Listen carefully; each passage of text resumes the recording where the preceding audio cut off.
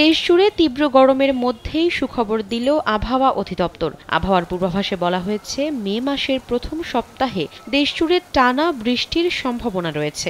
বিশেষ করে সিলেট, চট্টগ্রাম, বরিশাল, ময়মনসিংহ ও ঢাকা বিভাগে এই বৃষ্টিপাতের পরিমাণ বেশি থাকবে। বুধবার থেকে দাবদাহ কমবে এবং 2 থেকে 3 দিনের মধ্যে দেশজুড়ে টানা বৃষ্টিপাত হতে পারে বলে জানানো হয়েছে।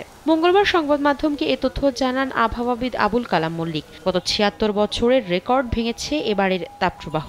এপ্রিলের শেষে এসেও কমেনি তাপপ্রবাহের দাপট। তবে মে মাসের প্রথম সপ্তাহে দেশজুড়ে টানা বৃষ্টির সম্ভাবনা রয়েছে।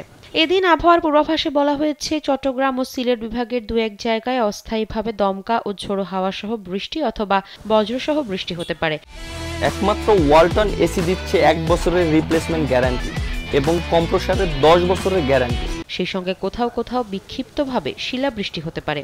এছাড়া দেশের অন্যত্র অস্থায়ীভাবে আংশিক মেঘলা আকাশ সহ আবহাওয়া প্রধানত শুষ্ক থাকতে পারে। আবহাওয়াবিদ আবুল কালাম মল্লিক সই করা পূর্বাভাসে আরো বলা হয়, যশোর ও রাজশাহী অঞ্চলের ওপর দিয়ে অতি তীব্র এবং টাঙ্গাইল, ফরিদপুর, গোপালগঞ্জ, নওগাঁ, পাবনা ও নীলফামারী জেলাসহ খুলনা বিভাগের অবশিষ্টাংশের ওপর দিয়ে তীব্র তাপপ্রবাহ এই মুহূর্তে বয়ে যাচ্ছে। এছাড়া মৃদু থেকে মাঝারি ধরনের তাপপ্রবাহ বয়ে যাচ্ছে ময়মনসিংহ, মৌলভীবাজার, রাঙ্গামাটি, চাঁদপুর, নোয়াখালী, ফেনী ও বান্দরবান জেলাসহ ঢাকা, রাজশাহী ও রংপুর বিভাগের অবশিষ্টাংশ এবং বরিশাল বিভাগের ওপর দিয়ে। এ অবস্থা আগামী 2 দিন অব্যাহত থাকতে পারে।